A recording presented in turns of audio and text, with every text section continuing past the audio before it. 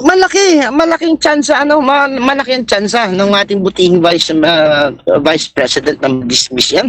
Kasi una-una, yung mga piatos na yan, doon tayo sa retail, yung mga piatos, yung mga ganyan, hindi naman nakalagay doon sa, dyan sa kabilata.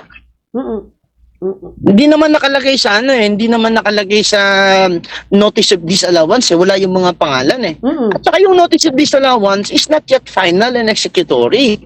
So hindi, even if it is, if there is findings of the commissioner, sa commissioner na finding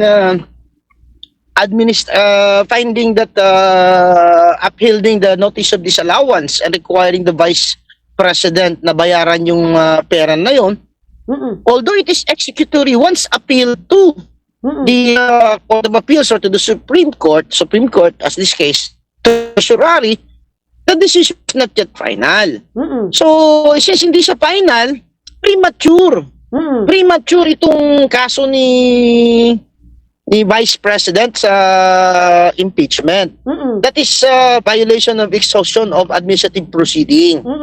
Kasi mismo doon pa lang sa administrative proceeding sa COA pa lang hindi pa tapos Itong pinafile, itong pinafile sa kanya sa impeachment, this is sui generis administrative proceeding, ang kanyang administrative proceeding in a sui generis para ma-impeach siya, matanggalan siya. The same also with the administrative proceeding, suspension or dismissal. The same lang, halos magkapareha lang kanilang penalty.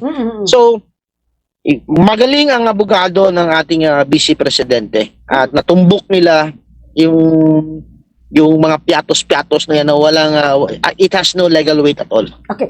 Ingon sa prosecution, Vice Mayor yung mga,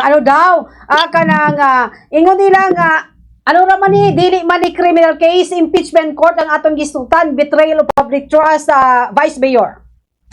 Correct. Hindi naman yan criminal case. I know it is not a criminal case.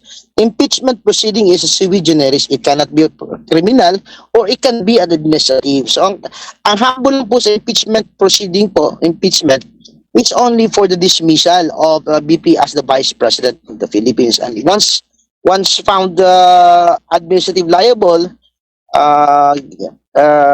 impeach siya ng Senate trial, she cannot run anymore as in any public position.